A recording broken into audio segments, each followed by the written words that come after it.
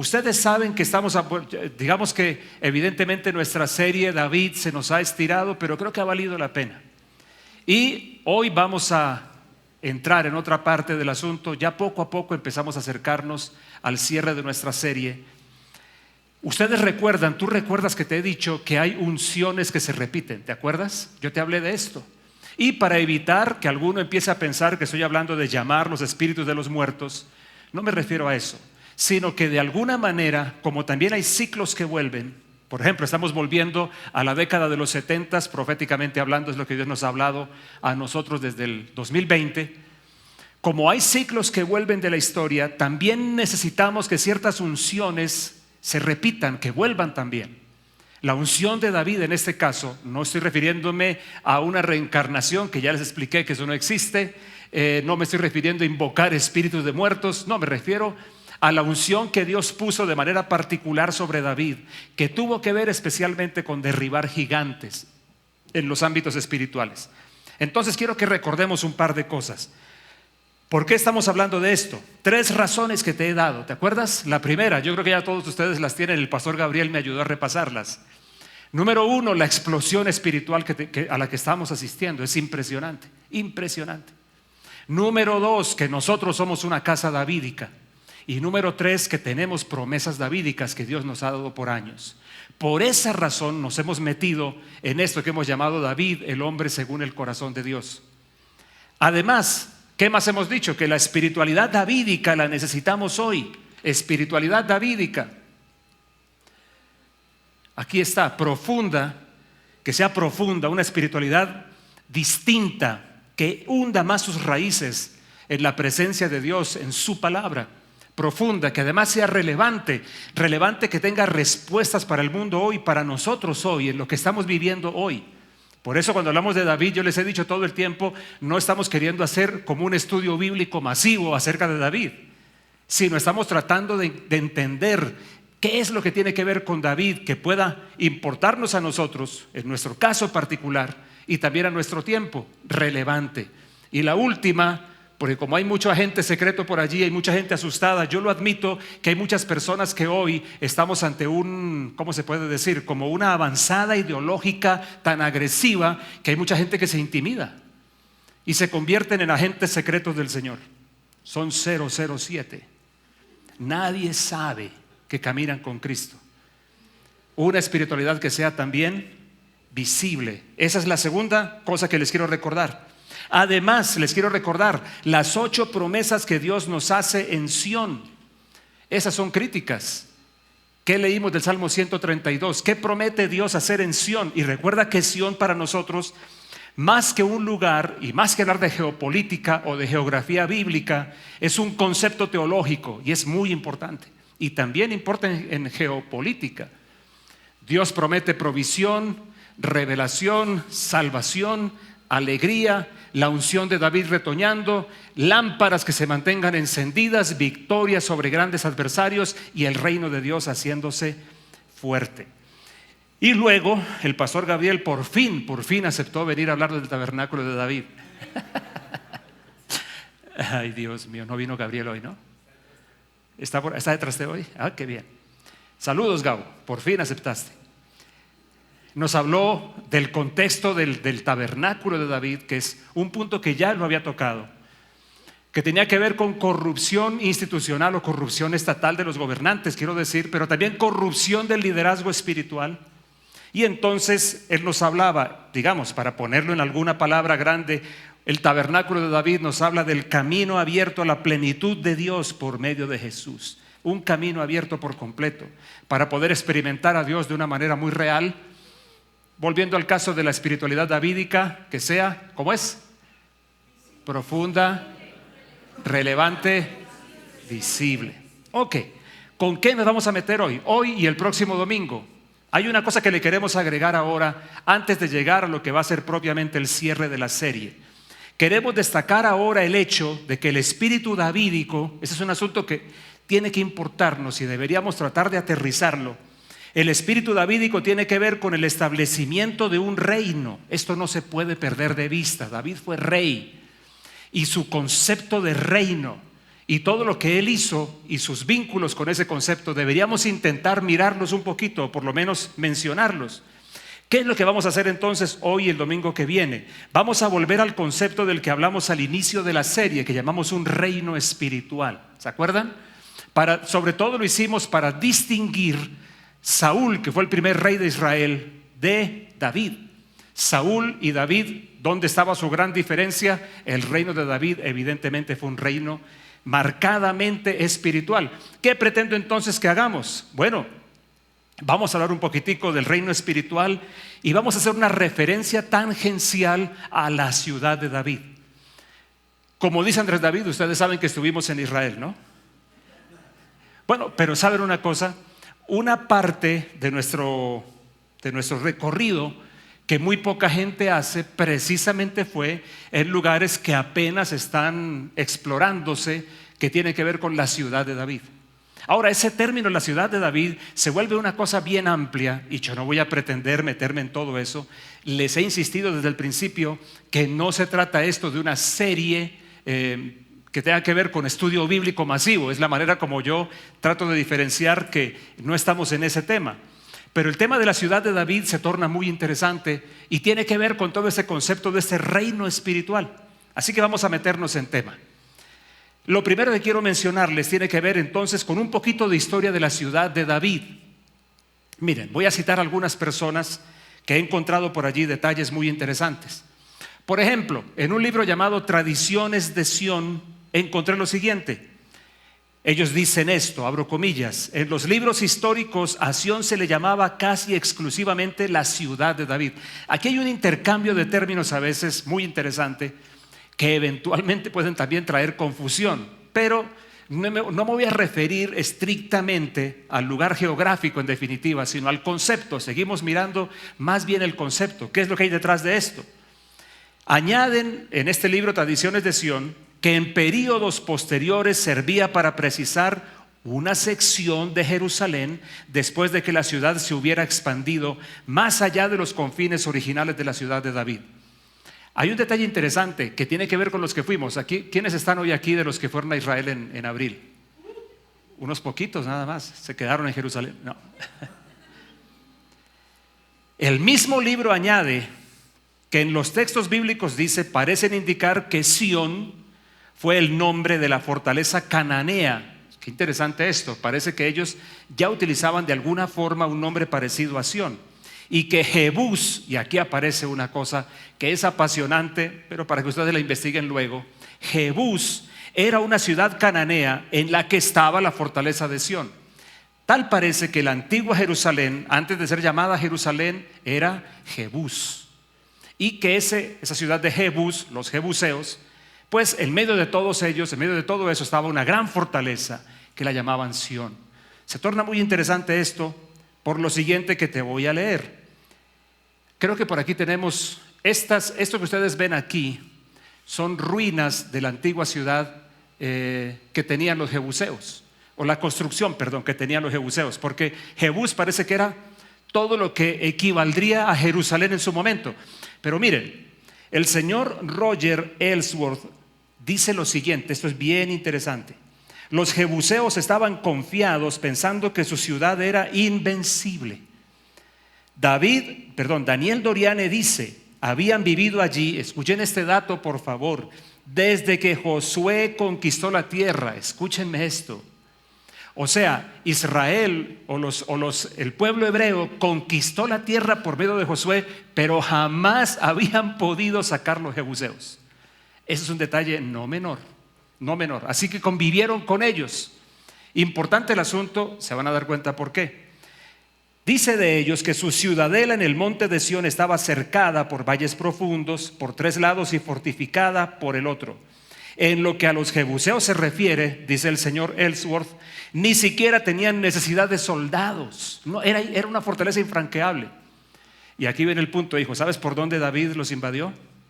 Por el canal de Gihón. ¿Se acuerdan los que estuvieron allá o no?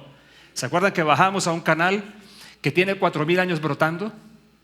Bebimos de esa agua, dicho sea de paso, y no nos pasó nada. Me pasó igual que con la vacuna. En fin, el tema es Es un lugar abajo donde nos llevaron, bien abajo, y sigue brotando por allí ese manantial de Gihón. Y por allí fue que David pudo entrar, se las ingenió. Y llegaron por el canal y así pudieron asaltar la fortaleza que estaba allí de los jebuseos, y fue la única forma de derrotarlos.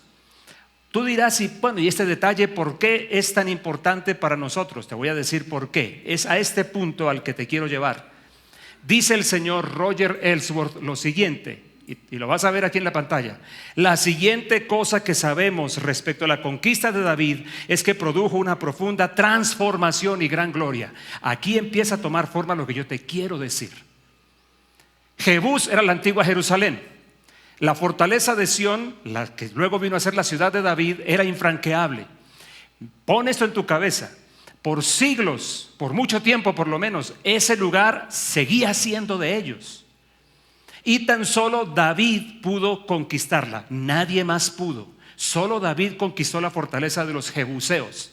Y la primera cosa que se dice, el primer comentario interesante es que por la conquista de David empezó una gran transformación y gran gloria. Por eso digo, David tenía un concepto de la ciudad. Las cosas que él hacía, tenemos que empezar a tratar de entenderlas. ¿Por qué las hacía?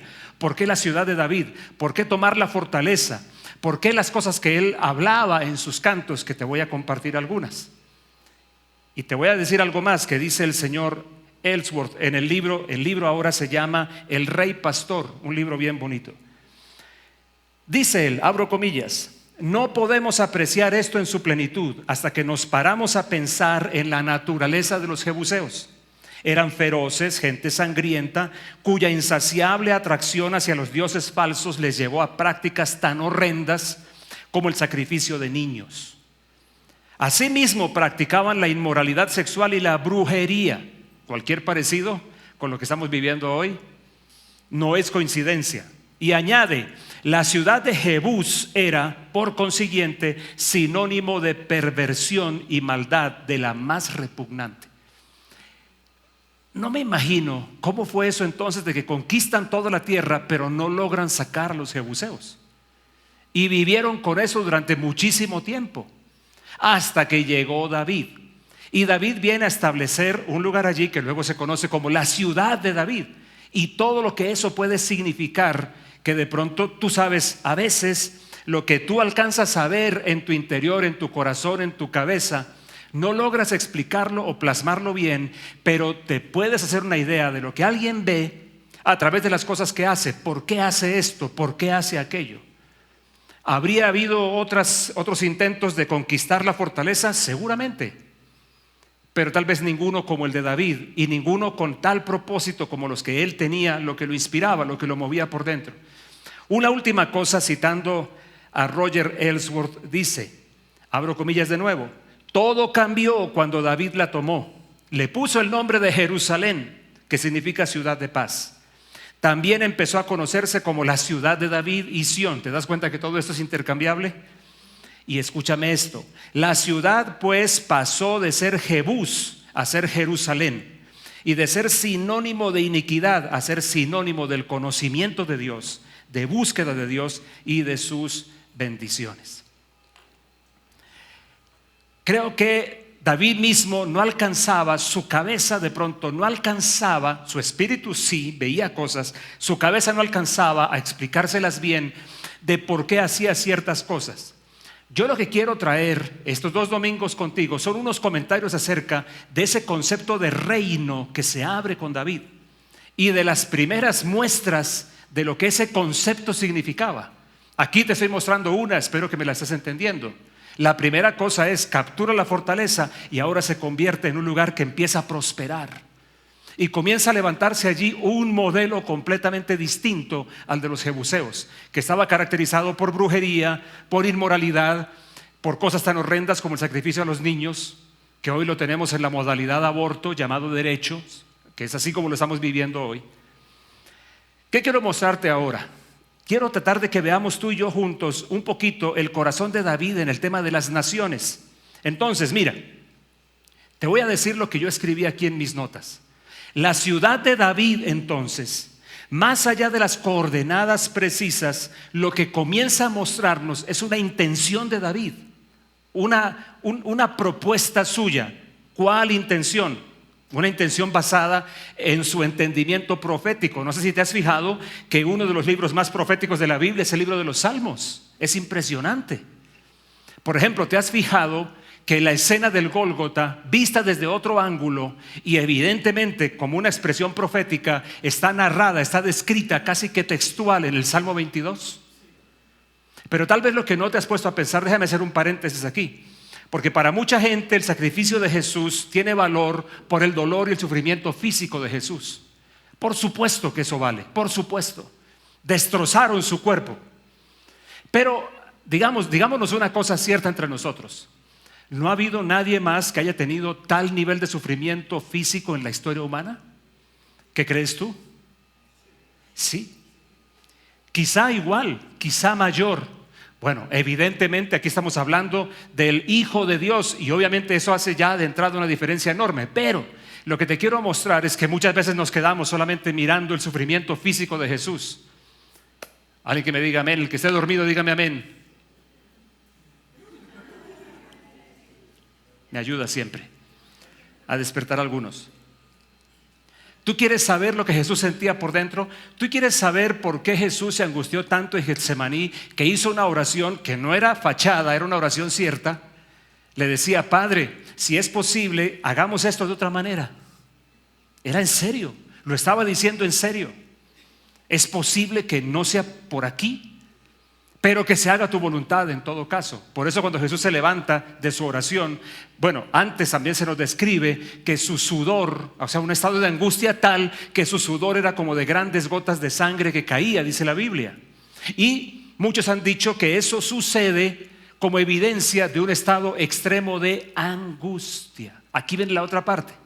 ¿Estaba Jesús solamente pensando en cómo lo iban a maltratar físicamente?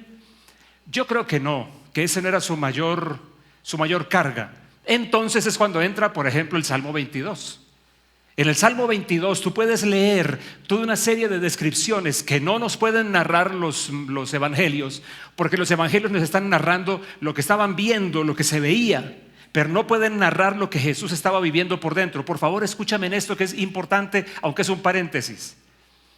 Por ejemplo, encontrarnos esa declaración del Salmo 22 que dice: mas yo soy gusano y no hombre.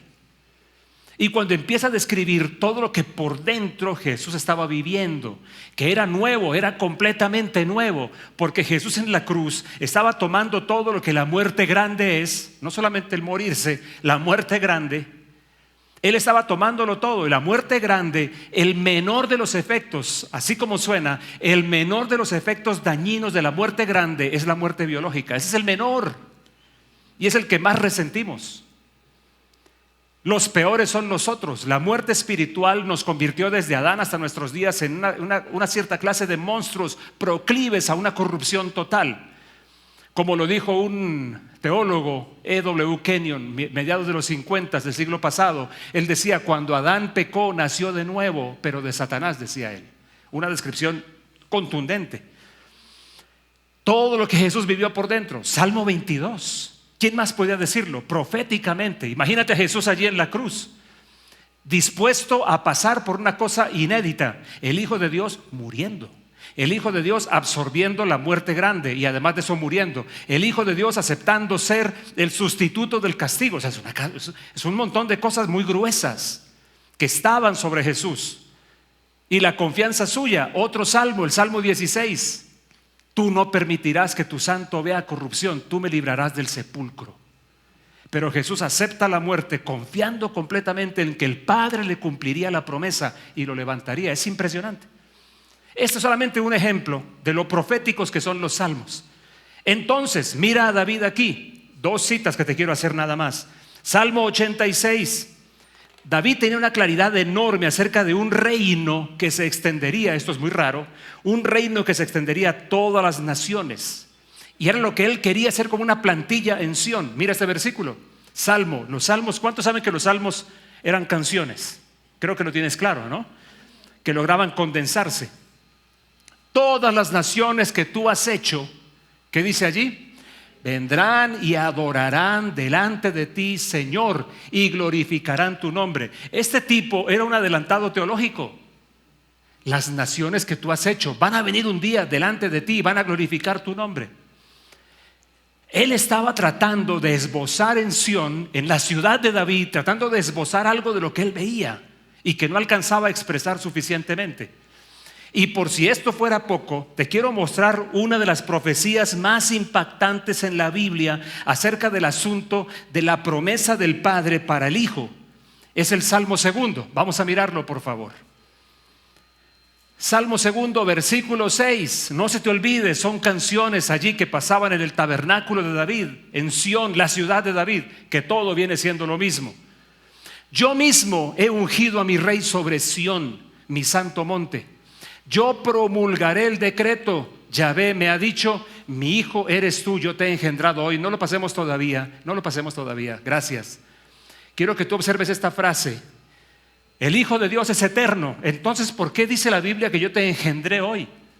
No se refiere, y eso lo explica el Nuevo Testamento, no se refiere este ser engendrado, no se refiere tampoco ni siquiera al momento en que Jesús vino a la tierra. La Biblia dice en el Salmo 40, tú me preparaste un cuerpo y dije, aquí vengo, Señor, para hacer tu voluntad. ¿Estás conmigo hasta aquí? ¿No te estás cansando de lo que te estoy diciendo? Estoy abriendo una idea, estoy tratando de abrir una idea. David tenía un entendimiento, las cosas que él hacía obedecían a un concepto suyo. Cuando habla de una ciudad de David, cuando empieza a hacer todo lo que quiere hacer allí, está tratando de elaborar una gran plantilla de algo que él veía que debía suceder en todas las naciones. El mismo apóstol Pablo se refiere a este texto para decir que esta es la declaración que el Padre hizo sobre Jesús cuando lo resucitó. ¿Tú te imaginas esto? Métete un poquito en la mente de Jesús. Jesús vino como ser humano, no como un ser humano como nosotros, sino como el ser humano fue al principio, como Adán al principio. Sácate de la cabeza que él venía como somos ahora nosotros, enfermos, debilitados, depresivos, inmorales, medio malandros. No, Jesús no vino así. Jesús vino como Adán al principio, en la misma condición de Adán al principio. Dejó su condición de Dios y se hizo hombre literal, pero hombre como Dios lo pensó, no como la desfiguración en la que se convirtió. Ahora, métete en la psiquis de Jesús. ¿Será muy atrevido? Te acabo de decir, ¿qué está pensando Jesús en la cruz? Salmo 22. Y si quieres léelo mientras te lo estoy diciendo. Mis entrañas se deshacen delante de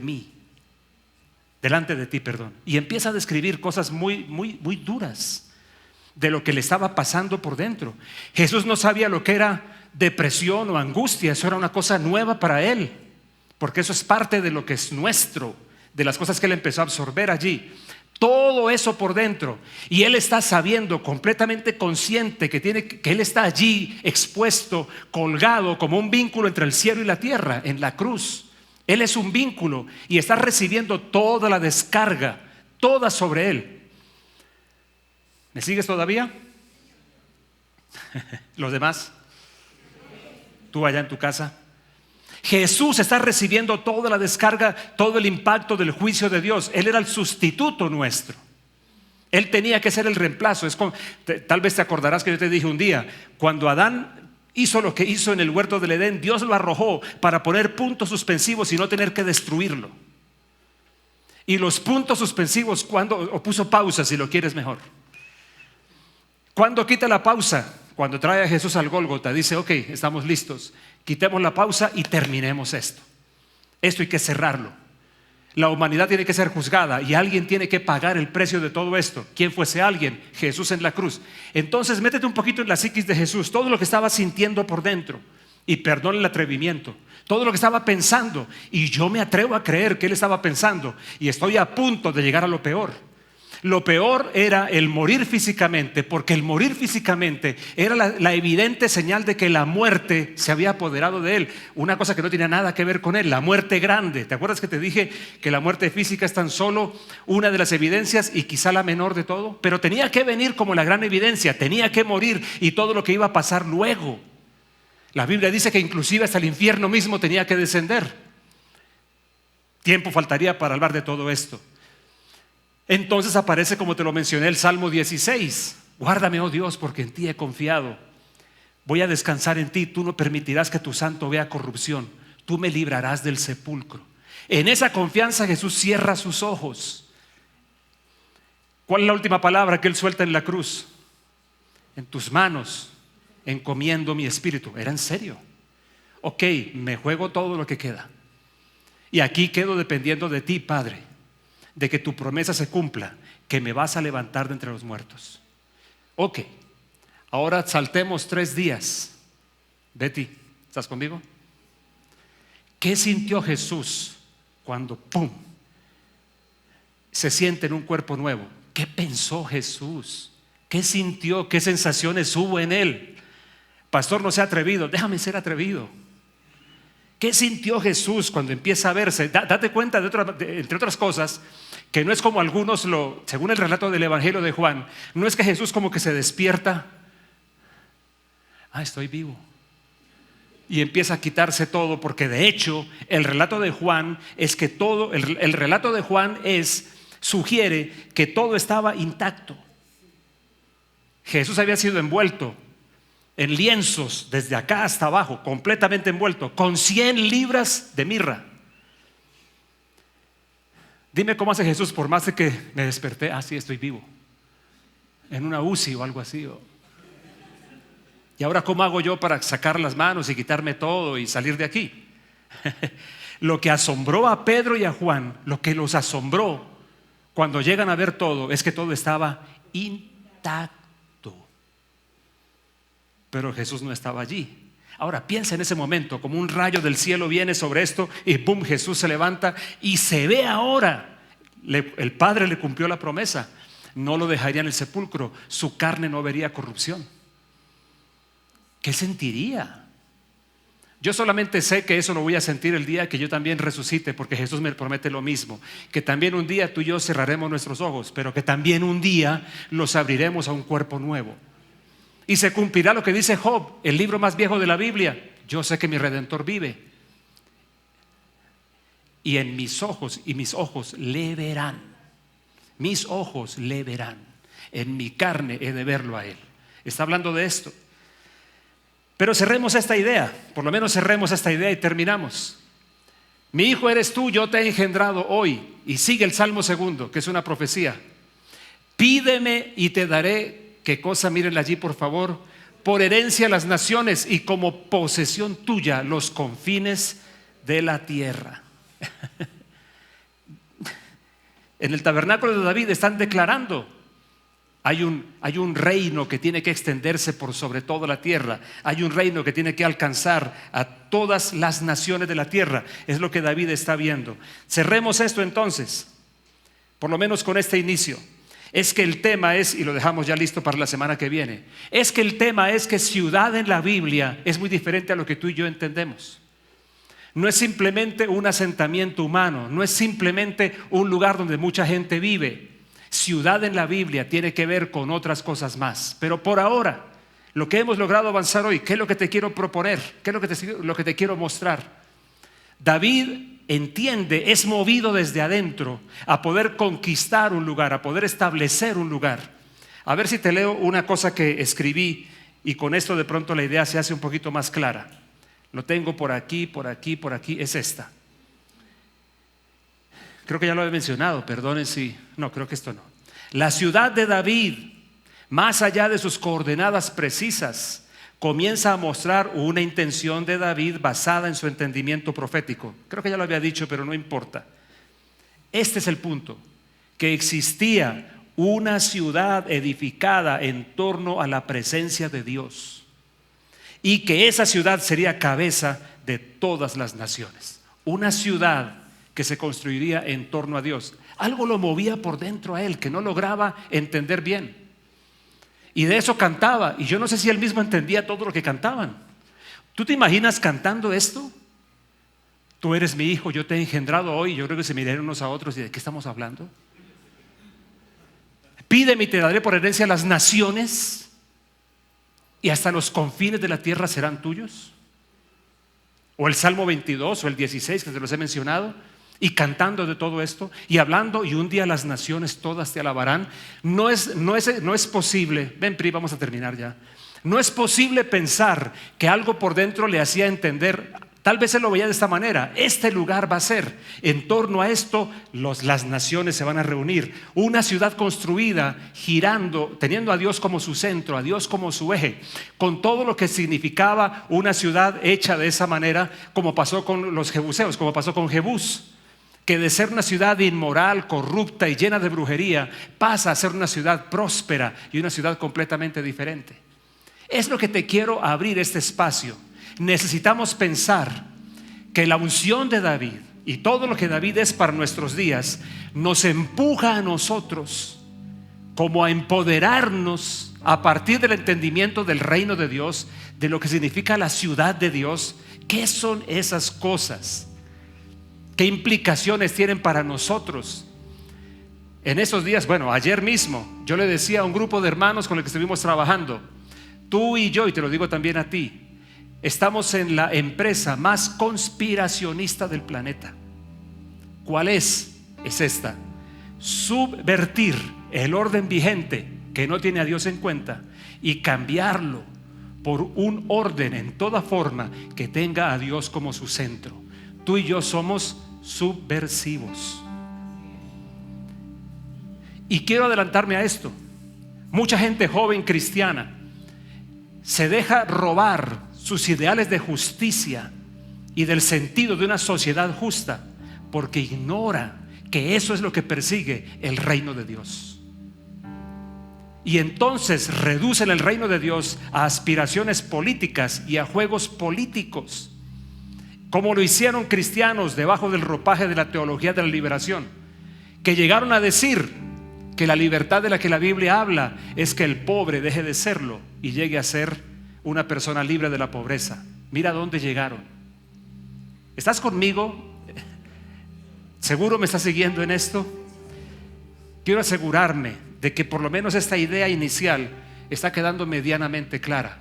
El reino de Dios, con eso David soñaba. Por eso conquista la ciudad. Por eso establece a Dios como el centro de todo allí. Y por eso comienza a irradiarse desde la ciudad de David todo un sentido de justicia y todo lo que es las promesas que leímos del Salmo 132. Por esa razón, para David, digo yo, era tan importante conquistar la fortaleza de los jebuseos y echarlos de allí para convertir ese monte, como diría Isaías, en cabeza de las naciones. Cabeza de las naciones, que un día llegarían a estar debajo de un reino justo, el reino de uno que vendría de la línea de David, el reino de Dios. ¿Sí logro expresarte un poquito la idea? ¿Sí logro abrirte un poquito esto? Algunos están mirándome, como decía el pastor Randy, me miran como papagayo, decía él. ¿De qué me está hablando? Solo te estoy queriendo mostrar o volverte a mostrar otra cara de David. ¿Cuál? La del rey y el reino, y su aspiración mayor, poder levantar en la tierra un reino así, como te lo acabo de decir. Podemos poner de nuevo la frase que les di, Lady, por favor, la última: una ciudad edificada en torno a la presencia de Dios. Pero ¿qué es una ciudad? Bueno, la semana entrante lo terminamos y terminaremos hablando de este pedacito, un reino espiritual y la ciudad de David. Vamos a estar de pie, por favor, para que me acompañen en una oración final que tenemos que hacer, muy importante. Tú en tu casa, ¿crees que está teniendo sentido lo que te estoy diciendo? ¿Estaré logrando expresar bien mis ideas? Espero que sí. ¿Qué tanto comprendió David de todo esto? No sé qué tanto, pero su espíritu lo movía a ir en esa dirección. ¿Qué te estoy diciendo con esto? Que Sión era mucho más que un lugar de libre alabanza, que Sión era mucho más que un lugar de celebración y de fiesta, que Sión era una plantilla para David de lo que sería un gobierno de Dios sobre todas las naciones. Vamos a orar. Señor, te doy gracias por este tiempo que hemos tenido juntos hoy. Te doy gracias por lo que tú has estado haciendo en el corazón de cada uno. Gracias por el espíritu davídico. Actívalo en nosotros, Señor, ese entendimiento que tú pusiste en David, de levantar una ciudad para ti, de construir, de edificar algo en torno a tu presencia. Te ruego, Señor, que los efectos de eso, lo que eso significa, vengan sobre nosotros. Así como oramos hace un rato pidiendo que tu santidad nos tocara, así pido, Señor, que todo lo que tú quieres y todo lo que tú nos has mandado a hacer en este tiempo, que pueda aterrizar nuestro corazón también, lo podamos entender y podamos avanzar. Gracias, Señor. Y yo te pido, como una señal más ahora, si hay alguna persona enferma en este lugar, Señor, tu mano sobre cada uno, o si está a la distancia, si está lejos, tu mano que lo toque. Yo echo afuera el dolor, echo afuera la enfermedad en el nombre de Jesús. Hablo salud a tus huesos, hablo sanidad a tu vientre enfermo, que se desinflame. Cualquier tumor o quiste o masa, así sea benigna, la maldigo en tu cuerpo para que se seque. Maldigo toda célula de cáncer, si de pronto alguno está sufriendo con ello. Que todo esto se deshaga, desaparezca, y que tu orden, que es salud para cada uno, venga sobre cada uno entonces. En el nombre de Jesús. Así oramos. Amén. Las letras de tu nombre